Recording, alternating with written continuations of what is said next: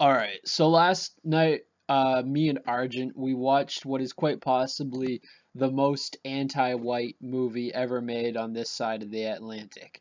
I say on this side of the Atlantic because there's no way anything can top that fucking French comedy film Qu'est-ce que tu fais au bon Dieu for being the most anti-white movie ever made, because it's literally a comedy about an entire lineage getting wiped out by mixing and celebrating it. But this is definitely the most anti-white movie I've seen probably ever made in the United States. I'm sure the movie coming out this year, A Birth of the Nation, might very well beat it in that regard. But this one's almost worse because it's set in the present day. It's not trying to project, all this shit onto the Civil War era. This is literally saying that white people today are evil and should be killed. This movie, I would actually say it's hate speech in the literal definition of the word. It's inciting hatred against whites, against Christians, against the United States, against conservatives and Republicans, basically against anyone who isn't either non-white or liberal. Like, uh, this movie, The Purge Election Year, that's what I'm talking about. This movie, you can, while you're watching the movie, you can literally tell who's the bad guys and who's the good guys by looking at what race they are. Basically, it's touted as this whole analogy for class warfare, like, oh, they oppressing us, they trying to commit genocide, yo, they doing the population control with them helicopters up in the sky, yo. And it's basically like this movie is literally what liberals and Afrocentrists actually believe. They actually believe the United States government is obsessed with trying to kill off poor non-whites, even though the government seems intent on bringing more of them into the country by not enforcing the border laws. If they were so racist, then why are they bringing so many more of them in? If they don't like these people and they want to kill them off, why are they bringing in more of them by the millions and actively stopping anyone who tries to enforce these laws, you know? But yeah, I mean, hopefully Trump will change all that. And speaking of Trump, this movie is literally slanderous towards him. It implies that this is actually what Trump wants, that this is what he'll do if he's elected, that somehow building a wall is the same as having a night every year where all crime is legal. And the tagline of the movie in the trailers is literally "Keep America Great," which is an obvious riff on "Make America Great Again." And it's also tooting the same bullshit that liberals say about Trump, which is, oh, he's the establishment candidate. He wants to keep the status quo. So it's like they're mocking him by changing it from "Make America Great Again" to "Keep America Great." The implication being that Trump wants to uphold the status quo, which is a load of fucking bullshit, because the status quo is letting in as many immigrants as possible, non-white immigrants, and giving them all affirmative action. That's the fucking status quo. Um, so this idea that they're trying to conserve anything about America is bullshit. No, we like, as white nationalists, and even some guy like Trump, who's not a white nationalist per se, but has nationalistic tendencies, we're not trying to preserve anything anymore. We're not conservatives anymore. Maybe we were back in the 90s or the 80s, but that time is dead, okay? It's like that fucking Red Skull comic with Captain America. He's very accurate when he says you're no longer fighting to conserve the America you love, you're fighting to bring it back. Like, the America we love is pretty much dead. Like, okay, it exists, but you have to drive out to, like, Montana to find it, okay? Or to some small town. In your typical large city or even medium-sized city, like, I was looking today at the demographics of Kenosha and Racine in Wisconsin, like between Milwaukee and Chicago, and these cities are getting overrun. These medium-sized towns of, like, what, 100,000 or whatever, 200,000, are completely getting overrun by Mexicans and blacks. So it's like the idea that the normal America exists anymore in, like, urban areas or even like smaller cities of like 100,000, 200,000 in, the highly populated regions of the country. No, it's being eliminated systemically. And Obama is trying to expedite that, of course, with these new, what is Section 8, like expansion of Section 8, whatever he's doing. But anyway, I digress. We're not trying to keep America great. And that's the biggest load of fucking bullshit ever. The idea that it's all about, maintaining some sort of status quo. No, that status quo has been gone for decades, okay? You could even say it hasn't existed since the early 1960s. I mean, you could say maybe it de facto existed in the 70s, 80s, and 90s, but not de jure, and it does not exist de facto or de jure today. So, yeah, I mean, the whole tagline of this movie is bullshit. But anyway, the reason why it's bullshit, like, number one, the protagonist is essentially Hillary Clinton. Although, unlike Hillary Clinton, she's played by a woman who's attractive and good looking and who doesn't come across as some kind of sea hag who's going to suck out your soul when she looks at you. I mean, I don't know about you, but I think Hillary Clinton has a very punchable face. It's like this smug smile that she has, and she's so fake. She's so fake. She reminds me of fucking Dolores Umbridge. Like, I really hate her. There's just nothing likable about her when you look at her. And just her fake pseudo Southern accent and her fake smile, how she's trying to look all home style and everything, but you know she's not. You know she's just some evil elite bitch. Like, I mean, seriously, and this is something I've noticed a lot of other people say, is that Hillary Clinton has just this specific tendency to inspire raw hatred. Like, just looking at her. Like, just there's something about her mannerisms that is just very detestable. So, yeah, but the Hillary character in this movie is played by Juliet from Lost, who is a much better looking woman who has a much more pleasant demeanor than Hillary Clinton. So, that's bullshit to start out with. And secondly, the idea that Hillary Clinton, it's literally the movie is Hillary Clinton and Black Lives Matter fight as the resistance against the purge. And it's like, no, in real life, Hillary Clinton and Black Lives Matter are the purge.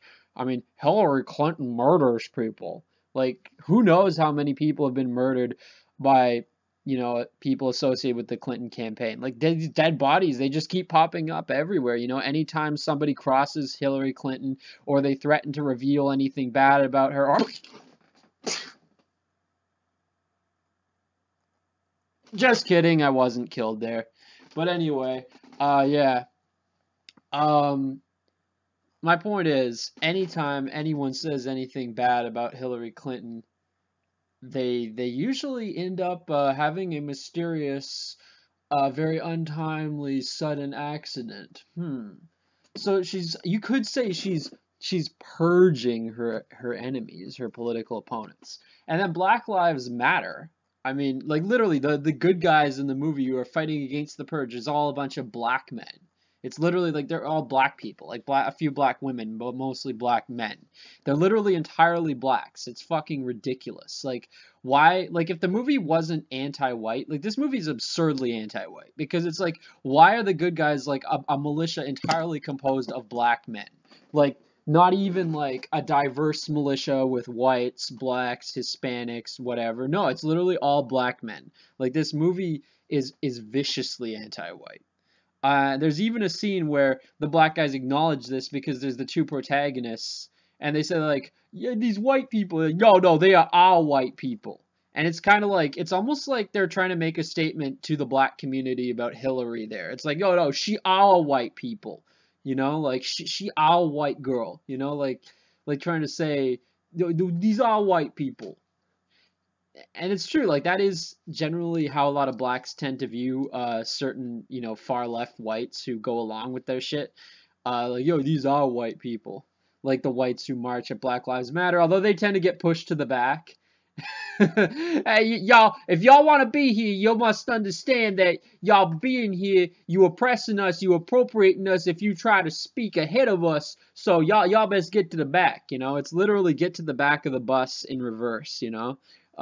So yeah, these are white people. So like, this movie, it's hateful not only against whites but also against Christianity, because they have this whole scene where they're murdering people, the new founding fathers, the political party behind the purge, they're murdering people in the church at this Protestant evangelical service, and they're saying praise Jesus, God wants this, which is the biggest load of fucking crap ever. Like the purge is antithetical to everything about Christianity. Like, I mean, there's only one religion on earth, well, okay, maybe two religions that I could see doing the purge. But anyway, the one religion we could definitely see doing it is like that's literally what ISIS is doing, you know, like ISIS is committing human sacrifices. That's basically what these beheadings are. You know, they say Allahu Akbar as they behead people. That's human sacrifice as far as I'm concerned. But this movie, it's criminal. It's like I was actually really getting into violent rage watching this movie during the scene at the church, because it's like they're literally making this shit up, and they're claiming, oh, Christians want to behead and slit people's throats and, you know, ritually sacrifice people, and they're inspiring all this hate against Christianity, which is complete bullshit, because Christians do not do this. Okay, this is total bullshit. Total bullshit. Meanwhile, Muslims are actually doing shit like this in real life, but the movie glosses over it completely and acts like, oh no, this is something that white people do. This is something that Christians do. I was actually surprised that the movie did not have a scene where they were purging Muslims. Like, they have a bunch of innocent Muslims and they start murdering them. Like, I'm actually surprised they did not do that. Maybe if they watch this review, they'll get that idea for the next Purge movie. Because that seems like exactly up their alley, like exactly in line with the kind of narrative they're promoting.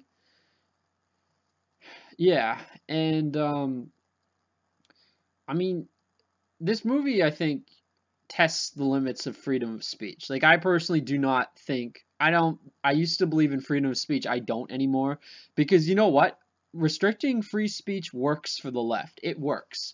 There's a reason why the alt-right is bigger today in the United States than it is in Europe, and that's because they've done such a good job in Europe at suppressing free speech, both through the laws and through the constant obsession with World War II and the Nazis that they used to silence all opponents.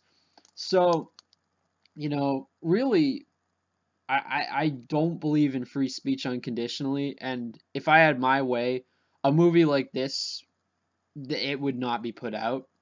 It would be banned because it's hate speech against. No, it's what it is it's an